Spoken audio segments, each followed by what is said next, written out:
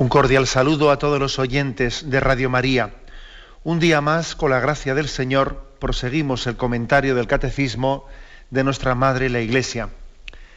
Estamos en la explicación del 8º mandamiento, mandamiento que nos pide que seamos veraces, nos prohíbe la mentira, dentro en concreto del apartado 4, en el que el Catecismo habla sobre el respeto a la verdad. Y en el programa anterior habíamos hablado del derecho a la comunicación de la verdad, diciendo que no es incondicional, en el sentido de que también tenemos un deber de discreción. Y habíamos concluido diciendo que nadie está obligado a revelar una verdad a quien no tiene derecho a conocerla. Incluso hasta puede tener un deber de mantener un sigilo, ¿no? Bueno, pues de esto vamos a continuar hablando hoy a partir del punto 2490, donde habíamos quedado. Y vais a ver que el primer punto pone un caso bien concreto, ¿eh? Es el caso que se refiere al sacramento de la confesión. El famoso secreto de confesión. Dice así, 2490.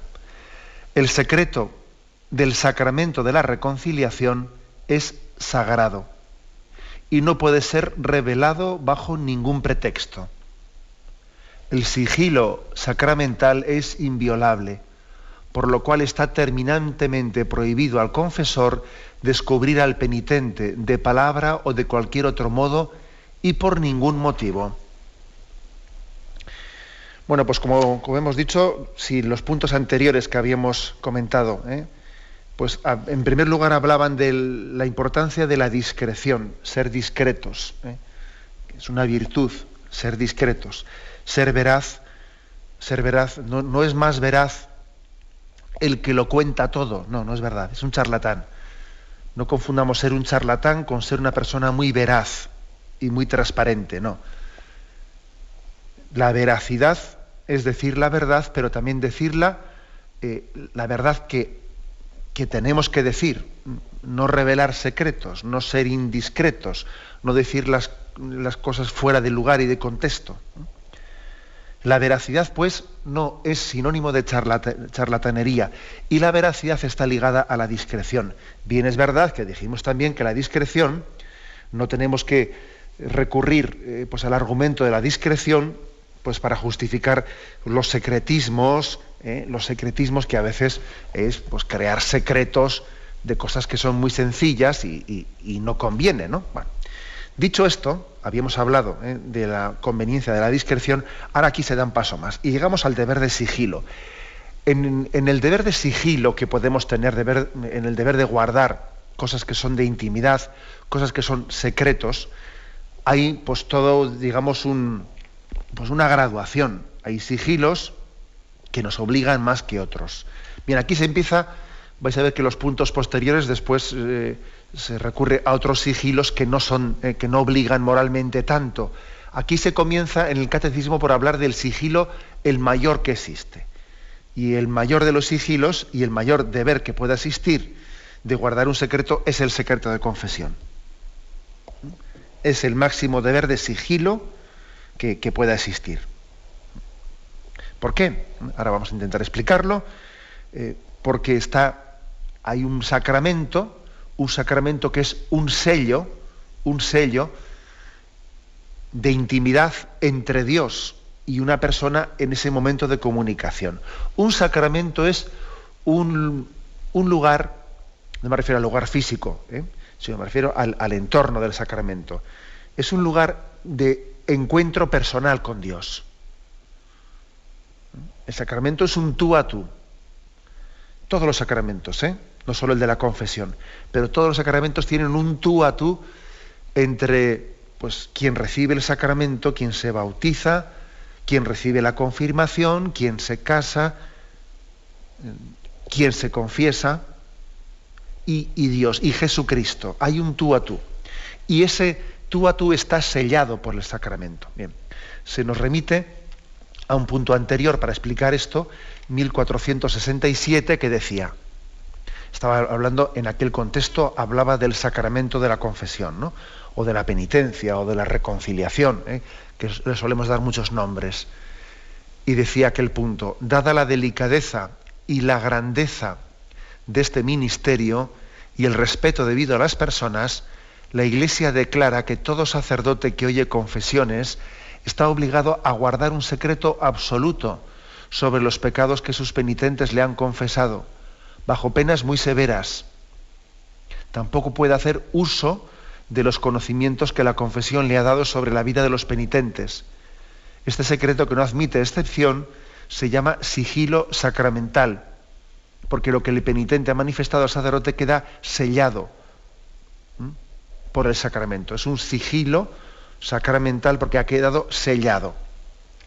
Bueno, como veis, esta es la fe católica, y digamos que dentro de nuestro deber de sigilo, este es el máximo. Es el máximo. Dice, no se puede revelar, un sacerdote no puede revelar bajo ningún concepto lo que ha escuchado en el sacramento de la confesión, ni servirse de ello tampoco. Ni servirse de ello, pues, con esta información me sirvo y claro, como he obtenido la información de ella, pues puedo hacer esta gestión o hacer la otra, porque con esta información puedo, incluso pensando que voy a hacer el bien, pero no puedo servirme de ello. La Iglesia reserva unas penas muy severas a algún sacerdote que violase este precepto, e incluso estaría excomulgado con una excomunión reservada para el Papa. Una excomunión que únicamente el Papa podría levantar a ese sacerdote que ha roto el secreto de confesión. Yo siempre he dicho que uno de los signos pues, más fuertes de la asistencia del Espíritu Santo a su Iglesia es que qué pocos casos se conocen de violación del sigilo sacramental, pero qué pocos casos. Es curioso, ¿no? Es uno de los signos más fuertes de la asistencia del Espíritu Santo. Y además hay situaciones en las que es tan fácil, ¿no? Tan fácil el poder caer, pues, en ese, pero el Espíritu Santo ha preservado a sus ministros, ¿no? Y es un deber de sigilo absoluto, o sea, es decir, ni aunque resulte práctico, ni aunque teóricamente voy a romper ese sigilo, pero es para el bien del propio que se ha confesado. No, mire usted, ni para el bien de que se ha confesado, ni para el bien de otro. O sea, es decir, es una cosa incondicional, es algo incondicional. Ya sé que es un tema muy recurrente, pues para los casos así, digamos, de película, y ahí está la película esa de Hitchcock, Yo confieso, y tantas otras pues novelas, etcétera, que da juego el tema del secreto de confesión para hacer de él pues unos casos extremos, ¿no? Bueno, yo haría un matiz, ¿no? Que en esa película famosa que hemos visto, yo creo que muchas veces, ¿no?, en el cine o en televisión, de Hitchcock, Yo confieso, en el fondo, en esa película se plantea, porque las películas son, claro, las películas son. Quizás lo que a mí me parece que en esa película es discutible es que allí hubiese tenido lugar una verdadera confesión. Porque una cosa es que alguien verdaderamente se confiese, se arrepienta, ¿no? Y entonces el sacerdote le administra la absolución, etcétera, ¿no? Y entonces él queda totalmente obligado por el sigilo sacramental. Y otra cosa es que venga alguien al sacerdote no a confesarse, sino a jugar con esa ficción y decirle, y le cuenta algo y le dice, eso te lo he dicho bajo secreto de confesión, pero no es verdad que se ha confesado, no es verdad que se haya confesado, ni se haya arrepentido, ni haya querido recibir ninguna absolución, sino sencillamente ha ido a recurrir al argumento del sigilo de la confesión para que el sacerdote esté obligado al secreto, pero no es verdad que se ha confesado, que es un poco lo que pasa en la película de Hitchcock de Yo confieso. Bueno, o sea, es un poco, o sea, tiene que ser una confesión verdadera, en la que una persona ha ido arrepentida a confesarse. Bien, en ese caso, la obligación de sigilo es absoluta, y tenemos, gracias a Dios, por muchos testimonios, incluso de martirio. Estoy, por ejemplo, pensando en un caso cercano a nosotros, un sacerdote valenciano, que Felipe Ciscar Puig, que tiene su causa de canonización abierta, y que fue martirizado durante la persecución religiosa en el año 1936 pues por haber guardado el sigilo, ¿no? Es considerado como pues un mártir de este sacramento, ya que fue fusilado al negarse a revelar el secreto de la confesión, porque él había confesado a un religioso franciscano que también estaba preso momentos antes de que también fuera asesinado. Entonces, como los milicianos vieron que allí en la prisión estaba confesando al fraile franciscano, pues entonces querían que él contase qué te ha dicho ese en la confesión. Claro, pues sencillamente, pues el padre Felipe Ciscar, él dijo, yo no voy a decir, no puedo revelar en absoluto lo que me ha dicho. Y fijaros que posiblemente la materia que le había confesado aquel franciscano antes de morir martirizado, vamos, lo más probable es que no tuviese un pecado ni venial, ¿no? Vamos, porque es que uno se puede imaginar en qué estado de gracia vivían aquellos mártires, ¿no?, que iban a ser fusilados. Pero no es eso. O sea, no se trata de que estuviese ocultando algo grave. Es que él tenía bajo su conciencia la obligación de guardar un sello de un sigilo de esa persona que se había manifestado delante de Dios.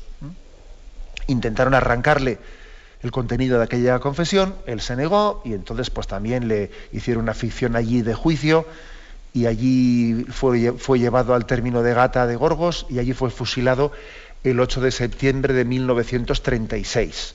O sea que es otro caso más que tenemos, fijaros bien, otro caso más pues de un mártir de este sacramento de la confesión, lo cual nos tiene que hacer valorarlo mucho, ¿no? Tenemos que dar gracias a Dios pues, porque tengamos estos testigos. Bueno, ¿por qué? Hay que decir aquí dos cosas, que esta obligación que tiene el sacerdote de guardar el sacramento de la confesión es una obligación que tiene incluso independientemente de la legislación del país en la que viva, porque hay legislaciones que amparan tal cosa y en otros países puede haber legislaciones que no amparen esto. La obligación del sacerdote es independiente de la legislación. En España, por ejemplo, existe una legislación que ampara el secreto de confesión. Pero vamos, que hemos tenido más de un caso en el que también ha podido haber algunos fiscales que han tanteado o han intentado también ponerla en solfa. Por ejemplo, hay que decir que en España la legislación ahora mismo es la siguiente. Vamos a ver.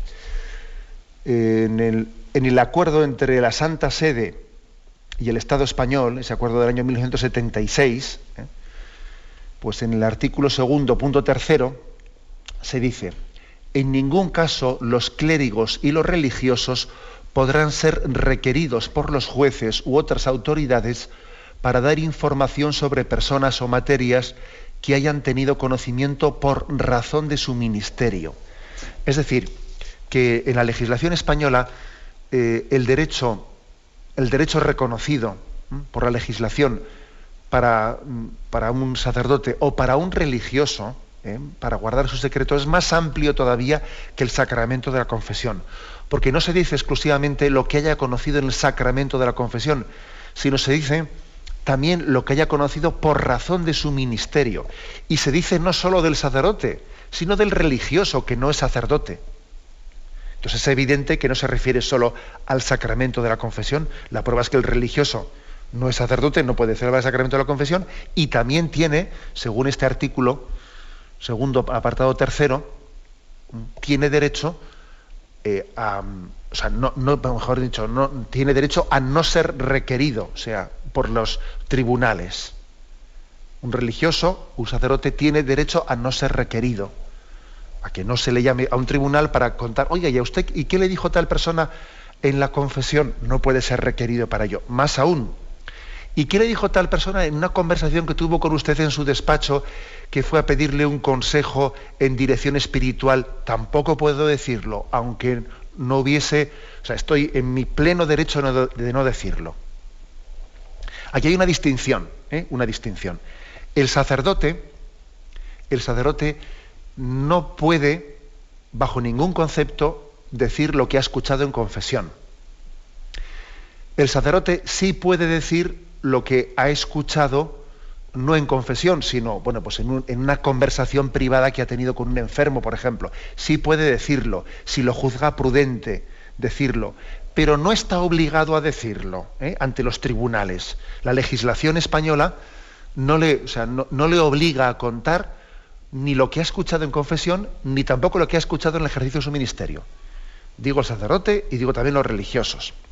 Y esto además, esto que está recogido en el acuerdo entre la Santa Sede y el Estado español, era algo previo, también porque está en el artículo 417 de la Ley de Enjuiciamiento Criminal, y el artículo 417, esto es muy anterior, pues al acuerdo entre la Santa Sede y el Estado español, dice: no podrán ser llamados a declarar como testigos los eclesiásticos sobre los hechos que fueron revelados en el ejercicio de las funciones de su ministerio.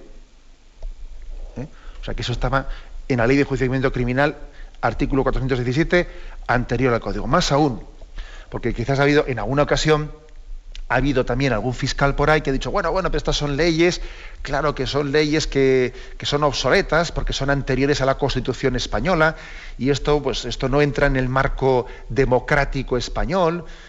Son leyes predemocráticas porque la Constitución vino más tarde, y entonces en el fondo estas leyes deberían de ser derogadas, etcétera, etcétera y tal, ¿no? Estas cosas también pues se han escuchado por ahí, se han escuchado. ¿Y qué hay que responder? Miren ustedes, posteriormente a la Constitución el Estado español firmó, igual que había firmado con la Iglesia española, firmó también con otras confesiones religiosas pues unos convenios, ¿no?, de cooperación. Y lo firmó, pues convenios de cooperación con la comunidad judía, y lo firmó con la comunidad islámica, y lo firmó también con las iglesias evangélicas.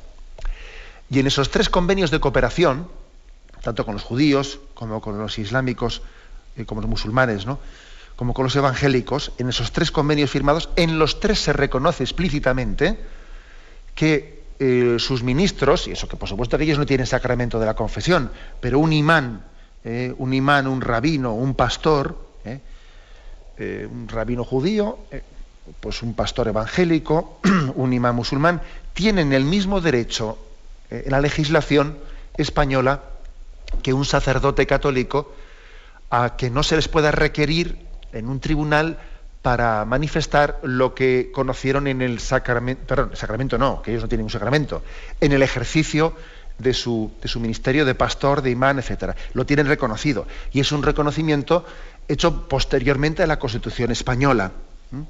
¿Qué quiero decir con esto? Esto es importante, es un tema importante, porque hay que decir, oigan, que nadie nos venga diciendo que es que la Iglesia tiene unos privilegios que son anteriores a la democracia, y que entonces hay que quitárselos porque tal y porque cual. Todas estas cosas, como digo, se han dicho, y también las han dicho algunos fiscales. Que nadie venga diciendo esto, porque resulta que a ver si ahora a la Iglesia Católica le vamos a negar un derecho que se le ha reconocido después de la Constitución, ya en la democracia, se le ha reconocido pues a los pastores, a los rabinos y a los imanes, ¿no? A ver si resulta ya, pues ya sería el colmo, ¿no?, que en un país de tradición católica no se le reconozca a la Iglesia lo que después se le ha reconocido a otras confesiones, y encima confesiones que no tienen el sacramento de la confesión, y por lo tanto podrían tener menos razón para ello. Bien, como veis, esta es una precisión importante, ¿no? Importante, porque claro, yo creo que la razón última del por qué, ¿no?,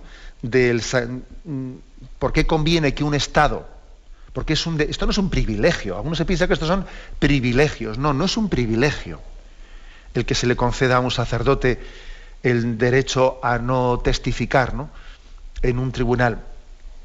No es un privilegio porque, en primer lugar, detrás de esto está el derecho a la libertad religiosa.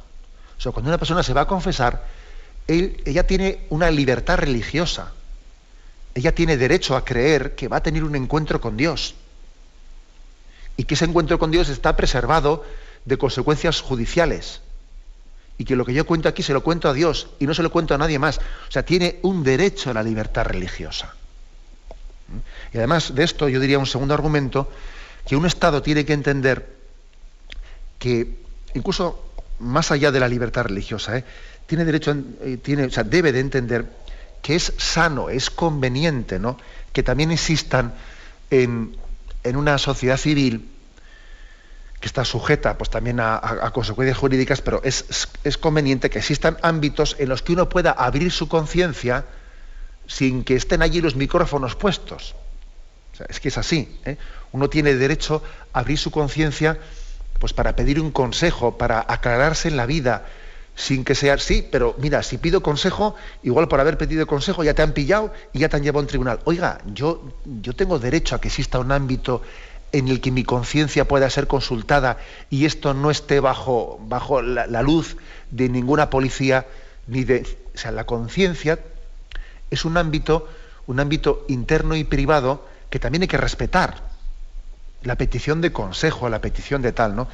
Esto incluso es un argumento que pues unas autoridades incluso laicas de un estado no confesional, etcétera, deben de entenderlo. Es el respeto de la conciencia, de poder consultar, de poder abrirse sin que eso tenga implicaciones judiciales, esa consulta, esa apertura de conciencia, ¿no?, que está realizando.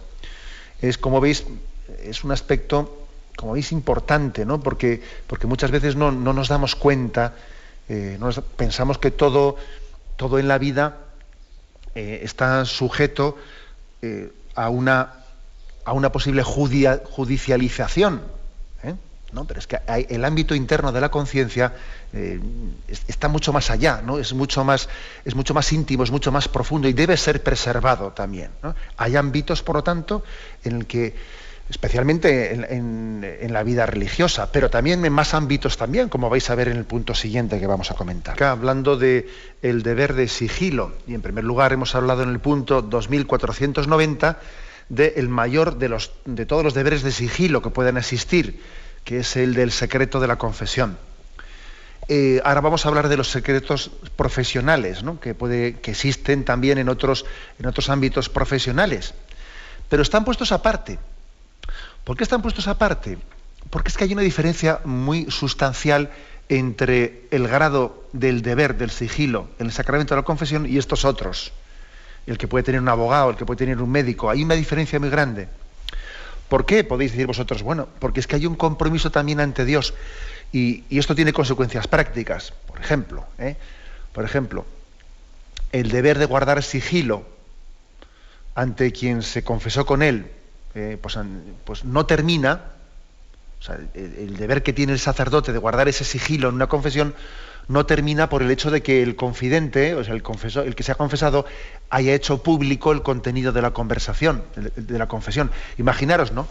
Imaginaros que venga pues una persona a confesarse y después le dice él al confesor: oiga, es que a mí me interesa que usted venga al juicio y cuente en el juicio lo que yo le confesé a usted, porque es que me conviene.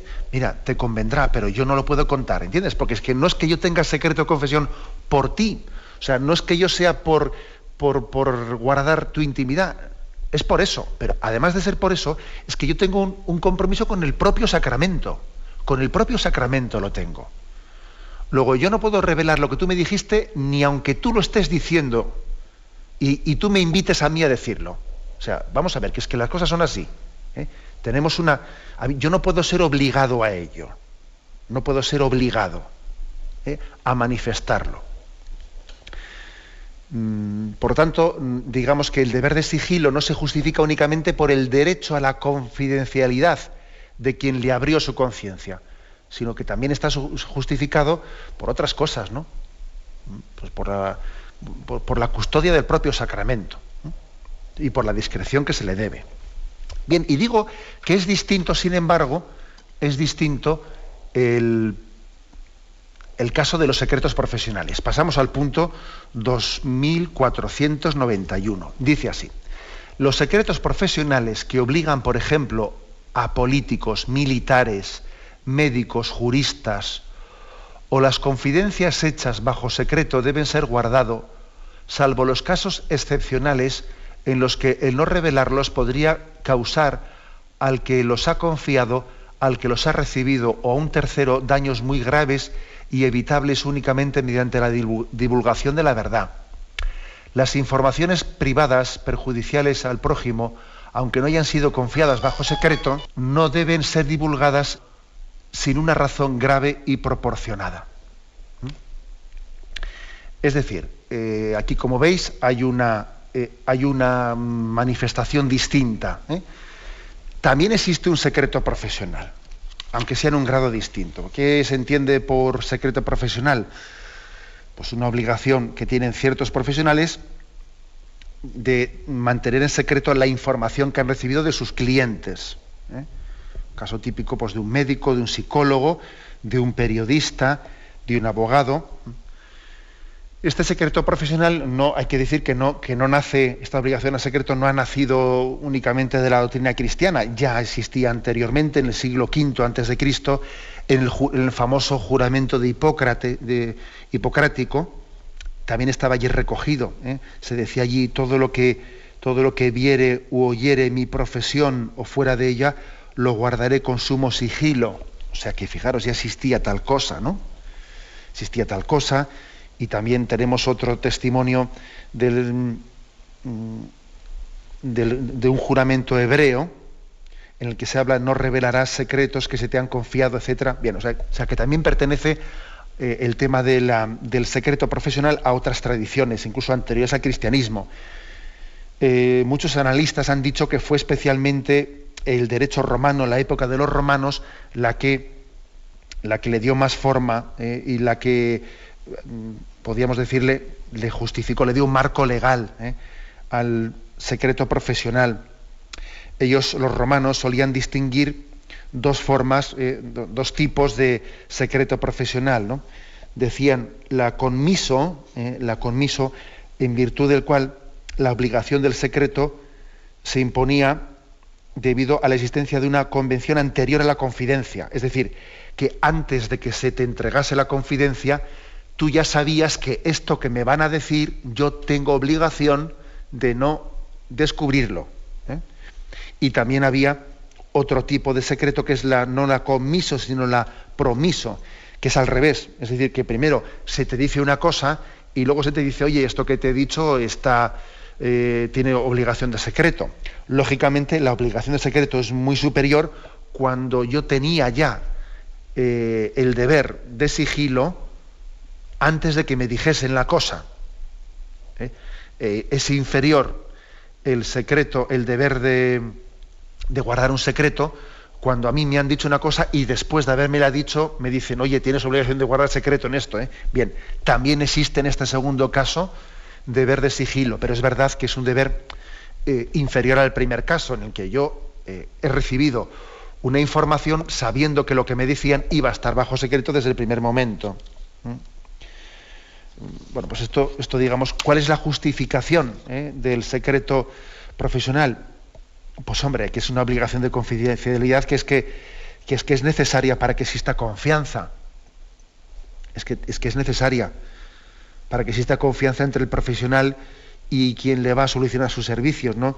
Pues, por ejemplo, cuando un acusado habla con su abogado de cómo llevar las cosas, ¿no?, en un tribunal, y le cuenta: hombre, si resulta que uno está hablando con su abogado y su abogado va a ir al tribunal y el abogado va a contar: no, es que este me dijo. Hombre, eso, el abogado no puede estar contando ante el juez sino lo que ha consensuado con el cliente que van a contar, ¿no? Y en otros casos, como es el caso del médico, el secreto profesional pues se basa en el respeto a la intimidad del cliente. Hay un respeto a la intimidad que él debe de guardar, ¿no? Aquí ya el catecismo ha dicho que no estamos ante un digamos, deber incondicional, como es el caso de la confesión, que es incondicional. Que no me venga usted diciendo que es que, mire usted, estamos en un caso en que si rompiésemos el secreto de confesión iba a resultar muy práctico, íbamos a hacer bien a íbamos a salvar a una persona, hasta le podíamos hacer un favor a ese mismo que se confesó. No, mire usted, no argumente en el sacramento de la confesión ninguna practicidad, porque es un compromiso con Dios mismo y con el sacramento. Pero en este caso es distinto, porque no hay un compromiso con un sacramento que es un lugar de encuentro con Dios. en este caso sí que se puede y se debe de hacer un juicio de prudencial, pues viendo si hay casos excepcionales en los que de no revelar el secreto profesional se pueden derivar males mayores, ¿no? Y entonces uno dice, bueno, vamos a ver que esta persona, pues un médico igual puede decir, yo veo que esta persona yo soy conocedor de que vive una enfermedad, en principio yo no debo de revelar que esta persona tiene esta enfermedad, pero yo soy conocedor de que esta persona no tiene conciencia de que necesita una serie de cuidados, a su familia no se lo está comunicando, él va a ir solo a su casa, en su casa no va a haber quien le cuide, va a ser un desastre absoluto. O sea, puede ser perfectamente justificable que un médico diga, bueno, voy a dar una información a alguien de su entorno, lo que sea, porque veo que no tiene la capacidad mínima de poderse bandear por sí mismo, o incluso tiene sus facultades un tanto perdidas, tiene sus facultades muy disminuidas y no es capaz de ser consciente de que tiene que compartir la noticia de su enfermedad con alguien, ¿no? Y entonces, bueno, pues el médico discierne si es prudente o no es prudente. Bien, eso es, puede haber casos que justifiquen, ¿no?, esa necesidad de que el secreto profesional sea no violado, no, porque no se trata de violar el secreto profesional en este caso, sino de discernido, ¿no? Como veis, pues, es algo distinto, bueno, bastante distinto del tema del secreto de la confesión. Bien, tenemos un momento de reflexión y continuamos.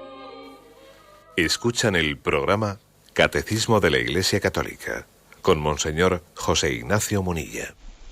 Continuamos en la explicación del punto 2491, ahí se habla del tema del deber del sigilo, del secreto profesional. La última de las frases, que es muy interesante, dice: las informaciones privadas perjudiciales al prójimo, aunque no hayan sido confiadas bajo secreto, no deben ser divulgadas sin una razón grave y proporcionada. O sea que también puede haber informaciones privadas que, aunque no hayan sido confiadas bajo secreto, también el sentido de la discreción, uno dice, también esto está bajo el secreto profesional. Es decir, que se suele clasificar el secreto profesional más o menos de la siguiente forma, ¿no?, con 3 grados. Primero, el secreto natural, que es independiente de todo contrato, que es decir, que yo he descubierto por casualidad o por investigación personal una cosa.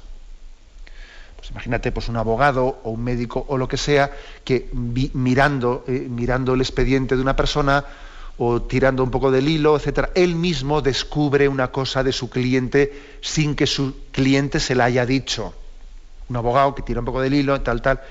Vamos a ver, eso, aunque no te lo haya dicho tu cliente y tú eres el abogado, es un secreto natural. Tú lo has descubierto, ¿de acuerdo? Bien, lo has descubierto tú, pero también tú tienes un deber de guardar ese secreto. Luego hay otro nivel del secreto profesional, ¿no?, que es, bueno, pues que me han dicho una cosa, o yo he descubierto una cosa, y después de haberla descubierto o dicho, pues mi cliente me dice, me pide, lógicamente, el debido secreto reserva. Es el secreto prometido. Y el secreto confiado, pues es el máximo, lógicamente, secreto que existe, que es que cuando va alguien ante un abogado le dice, mire usted, vengo a confiarle un secreto y a ver cómo lo administramos. Bueno, pues ese ya no es que tú lo hayas descubierto, sino que ha venido alguien a confiarte el secreto. Bueno, esta es un poco la diferencia, pero aquí lo que dice el catecismo es que hay cosas que, aunque no me hayan sido confiadas bajo secreto, pues yo tengo un deber de no divulgarlas. Porque entiendo por sentido común, pues que han sido dichas o descubiertas en un ámbito de un sigilo, ¿no?, o de un encuentro personal con ese cliente, de no ser que haya una razón grave y proporcionada, como hemos dicho antes. Y pasamos al último de los puntos, el 2492 de este apartado, que dice: se debe guardar la justa reserva respecto a la vida privada de la gente. Los responsables de la comunicación deben mantener un justo equilibrio entre las exigencias del bien común y el respeto de los derechos particulares. La injerencia de la información en la vida privada de personas comprometidas en una actividad política o pública es condenable en la medida en que atenta contra su intimidad y su libertad. Como veis, un tema que puede tener aplicaciones prácticas, pues, pero inmediatas, ¿no? Con todo un tipo de información que existe entre nosotros, que aquí ya no estamos hablando ya de secreto profesional, ¿no? Es otro ámbito de deber moral de privacidad, de respetar la vida privada de la gente. Tenemos un derecho también por pudor a que nuestra intimidad esté preservada. Y hoy en día, bajo la excusa del derecho a la información, bajo esa excusa, pues se meten indebidamente en la vida privada de muchísima gente. Claro, ya sé que algunos estarán diciendo, sí, pero es que hay algunos que se prestan a eso. Pues sí, es verdad, hay algunos que se prestan a eso, a hacer de su vida un espectáculo, y luego, cuando vienen pues todos esos periodistas pues de la curiosidad y de la banalidad, etcétera, etcétera, ay, que me respete usted mi privacidad, bueno, si usted mismo está entrando a este juego y luego se está enfadando, bien, eso también es verdad que existe, pero no lo justifica, ¿eh? Es decir, el hecho de que haya personas que tengan esa especie de doble lenguaje, eso no justifica que, en principio, creo que es uno de los muchos signos, ¿no?, de que nuestra cultura pues es muy decrépita, de la decrepitud de nuestra cultura es esta, ¿no? El hecho de que haya tantísimas personas que tengan como el escaparate de su vida, el entretenimiento de su vida, o incluso las noticias principales de su existencia son las curiosidades de las intimidades de la vida del prójimo. Que parece que eso es súper atractivo, ¿no? Y no digamos nada ya, pues el hecho de que muchas naciones pues se ha hecho como uno de los programas así principales, el que se metan unas personas en una casa, se pongan cámaras ocultas y nos están allí grabando su vida, cómo discuten por la mañana cuando desayunan o por la noche, que es patético, ¿no? Es patético eso, pero fijaros hasta qué punto esto ha pasado a ser como el escaparate, ¿no?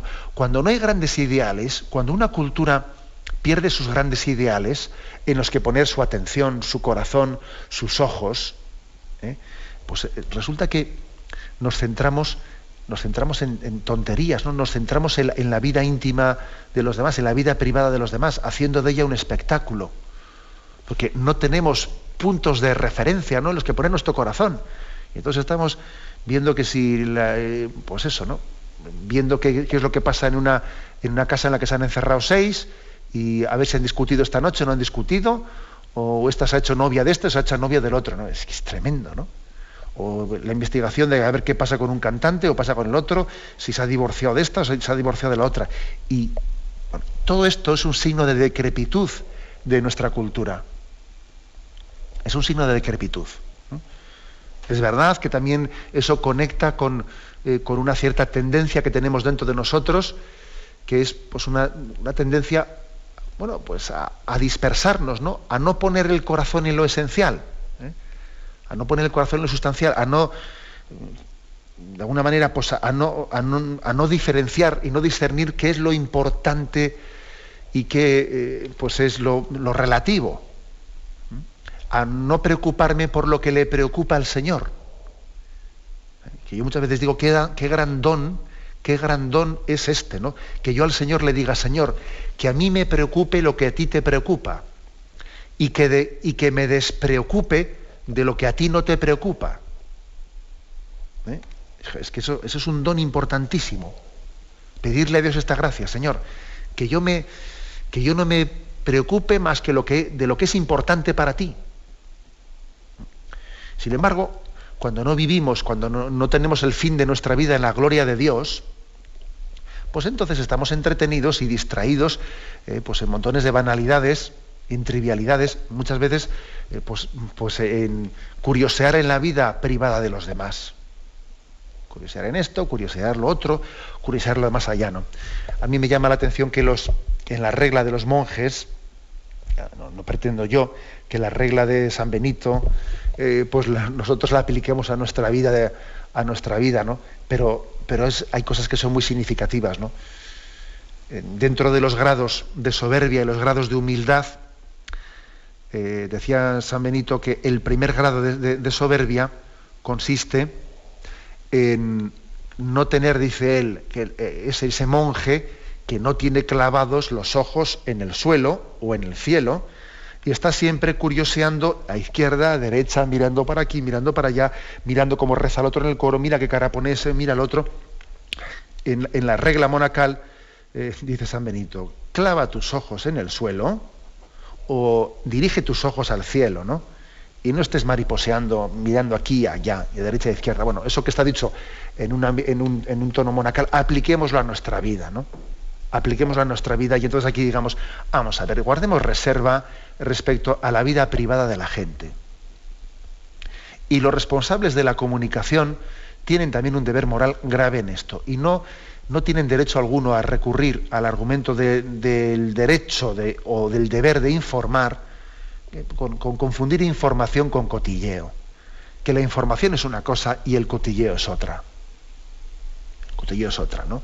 Aquí por información entendemos pues aquello que hace referencia a la vida pública, determinaciones, o sea, acciones de una persona que influyen en la vida social y determinan el bien común, pero no que esa persona en su vida privada íntima le haya pasado una cosa o la otra o su contraria. Este también es como veis, también aquí hay un deber de sigilo. Hay un deber de sigilo. O sea, si yo me he enterado que a una persona en su vida privada le ha pasado no sé qué, pero ¿quién soy yo para ir por ahí pregonándolo? O sea, le ha pasado pues un disgusto, con su hijo ha tenido no sé qué. Yo voy a estar por ahí contando la vida privada de los demás. Como curiosidades, ¿no? Satisfacer curiosidades, ¿no? Y ojo, existe una gran tentación, ¿no? Pues cuando alguien es un revelador de curiosidades, de vidas privadas y demás, bueno, pues es que se lo rifan porque tiene una conversación que es interesante, es menos soso que otros, ¿no? El que no está contando cosas así íntimas y privadas, pues puede resultar soso en la conversación, etcétera, ¿no? Y es fácil que estemos introduciendo en el círculo de nuestras amistades personas que decimos son muy amenas. Bueno, pues vamos a ver, ¿qué significa ser ameno? Ameno significa el que estar hablando siempre de privacidades de los demás. Eso no es ser ameno. Eso es ser un cotilla, que es otra cosa. Bien, como veis, por tanto, un punto importante después de haber hablado del secreto de confesión y de los secretos profesionales, también el catecismo pues desciende, ¿no?, a algo tan a la altura de nuestra situación concreta y personal como es esta, ¿no? En nuestro deber de guardar sigilo sobre la vida privada de los demás, que no tiene por qué interesar a los demás. Y si les interesa, mal interesados. Si les interesa es porque tienen una enfermedad. Además yo diría que el que está disperso, curioseando la vida de los demás, es porque no se mira a sí mismo. Es porque no tiene sus ojos, como decía San Benito, fijos en la tierra y en sí mismo. Bien, lo dejamos aquí. Hemos concluido en este día de hoy el apartado sobre el respeto de la verdad y todavía tenemos todavía 2 apartados más dentro de este 8º mandamiento que continuaremos si Dios quiere. Damos paso ahora al tiempo de los oyentes. Podéis llamar para formular vuestras preguntas al teléfono 917-107-700, 917-107-700.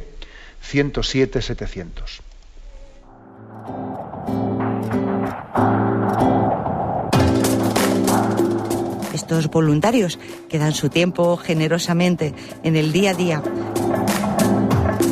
Un cordial saludo a todos los oyentes de Radio María. Un día más, con la gracia del Señor, proseguimos el comentario del Catecismo de nuestra Madre la Iglesia.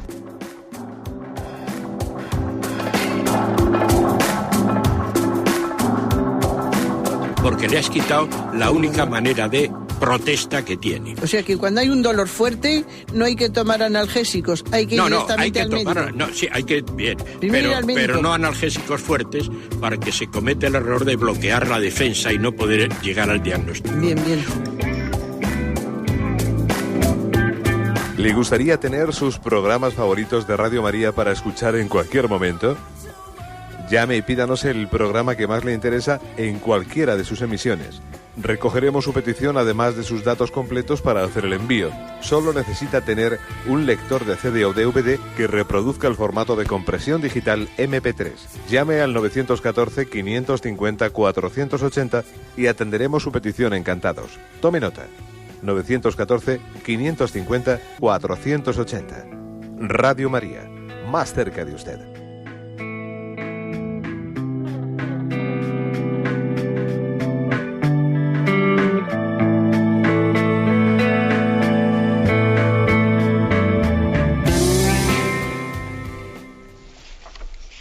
Sí, buenos días. ¿Con quién hablamos? Hola, buenos días. Soy Miguel de Valencia. Adelante, Miguel, escuchamos. Pues nada, simplemente matizar un par de puntos quisiera, monseñor. Primero, darle gracias por el programa que hace usted y, en segundo lugar, referente al secreto profesional médico.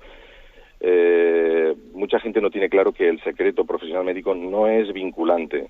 Es un secreto natural que se guarda por la relación de confianza médico-paciente, pero ante el requerimiento judicial estamos obligados a revelarlo y ante razones de salud pública pues también. Existe un tercer punto y es que el sentimiento de desconfianza que ahora se genera con todo esto que llaman historias clínicas informáticas, porque claro, ya no es el médico y el paciente los que son depositarios de una historia, sino que hay un tercero desconocido, que la mayoría de las veces es la administración, quien está haciéndose dueño o acaparando de esa información.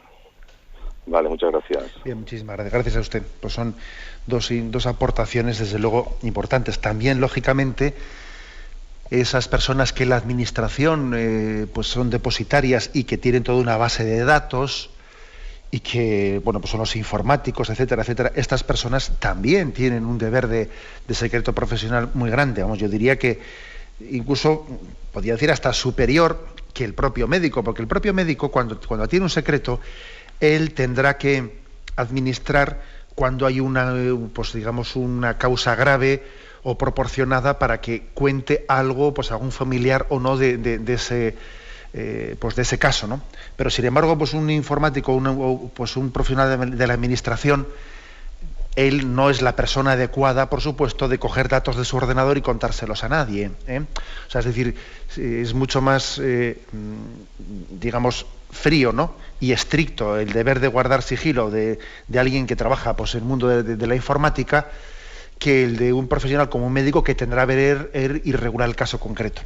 También lo que el oyente ha dicho, que supongo que es médico por la forma en la que se ha expresado, es que judicialmente no está plenamente reconocido ese derecho o ese deber del secreto profesional, que si es requerido el médico ante unos tribunales no tiene un derecho a no expresarse ante los tribunales. Bueno, pues la verdad es que eso es un matiz importante. Lógicamente el catecismo no se mete en eso. Yo únicamente he hablado de la legislación española, cómo reconoce el derecho del sigilo con respecto al secreto religioso, al secreto del sacramento de la confesión y también el ejercicio del ministerio. Adelante, vamos a pasar a un siguiente oyente. Buenos días. Sí, hola, buenos días. Buenos días, sí, adelante. Mire, monseñor, quería preguntarle, ayer me parece que fue que usted estaba hablando sobre el secreto innecesario, y entonces yo me pregunto, ¿también podría ser necesario que, cambiando más o menos al lado opuesto, porque aunque sea innecesario, puede dar lugar a lo mejor pues a habladurías, a chismes, y entonces uno puede colaborar con ese secreto innecesario, a lo mejor también inclusive mintiendo para encubrir eso? Yo no sé si eso será lícito o no será lícito. Yo quería preguntar en estos casos a ver si la mentira que no puede ser un pecado, ¿no? Solamente eso. Muchas gracias. Bueno, la verdad es que igual sería bueno poner algún ejemplo concreto de lo que dice usted, porque claro, usted tiene en la mente un ejemplo concreto y desde él formula la pregunta, y es difícil que nosotros le entendamos lo que usted quiere decir, ¿no? Yo recuerdo haber puesto en el programa de ayer o antes de ayer, creo que era, pues un ejemplo de que a veces se puede pedir un secreto excesivo, que es ya pedir un secretismo que no es sano, Y puse el caso, además que estaba puesto por un oyente, en el que se planteaba el asunto de que vivía con un hermano, el hermano había comprado pues un chalet o pues un piso, lo que sea, y el otro le decía, oye, yo no quiero decir a nadie de la familia que he comprado este chalet, ¿no? Yo, cuando llamen y pregunten dónde estoy yo, pues les cuentas cualquier película, pero oye, él dice, oye, este es un secreto, esto es un secretismo, no me pidas que yo esté guardando un sigilo sobre esto, que vas a estar obligando toda la vida a estar mintiendo, aclárate tú y sé sincero y sé transparente, pero no me hagas a mí cómplice de un secretismo que no tiene razón de ser, no es proporcionado. Entonces yo creo que cuando esta especie de secretismos nos quieren hacer a nosotros cómplices, pues yo creo que nosotros no debemos admitirlo. Decirle, oye, mira, a mí no me hagas cómplice de que voy a estar toda la vida mintiendo cada vez que pregunten dónde estás tú. Bueno, pues a eso me refería yo, ese tipo de caso práctico y concreto.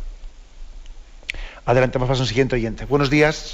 Buenos días. Buenos días. Gracias, señor obispo, por tanto bien para nuestras almas. Bueno, adelante. Mire, con todo mi respeto me dirijo a usted para hacerle una pregunta. Cuando a un moribundo se le pone el escapulario de la Virgen, ¿es igual ponerle el rosario sobre sus manos o en la cabecera de la almohada? Sí, vamos a ver, yo creo que no debemos de ser escrupulosos en cuanto a pensar que el signo que estamos haciendo vaya a tener un valor espiritual distinto si se lo coloco aquí o allá. Tenemos que darle el valor a los signos religiosos, no un valor, entendedme la expresión, no un valor fetichista, como pensando que si yo, para que tenga un valor religioso, pues ese signo tiene que ser hecho en este lugar, en el otro. Despreocúpese usted, porque ahí podemos caer pues en una forma demasiado escrupulosa de ser. Despreocúpese usted de los detalles del signo. Lo importante es la encomienda que hacemos, le encomendamos a María, a la que tantas veces le hemos dicho, ruega por nosotros ahora y en la hora de nuestra muerte. ¿Me explico? No debemos, hay que tener cuidado que en el acto religioso no pongamos el acento en la materialidad de la fórmula. Ay, no es que no sé si he dicho bien la palabra. Ay, es que no sé si he colocado bien pues el rosario en ese sitio de otro. No, tenemos que poner el acento, poner el peso en el hecho religioso en sí mismo, en la encomienda a Dios, a tus manos me abandono, etcétera. Siempre es importante que nuestras oraciones, etcétera, no caigamos en el escrúpulo de la materialidad del acto que realicemos, sino que pongamos el acento. Hombre, hay que hacer bien las cosas, ¿no? Pero poniendo el acento siempre en lo sustancial. Bien, tenemos el tiempo cumplido. Me despido con la bendición de Dios Todopoderoso, Padre, Hijo y Espíritu Santo. Alabado sea Jesucristo.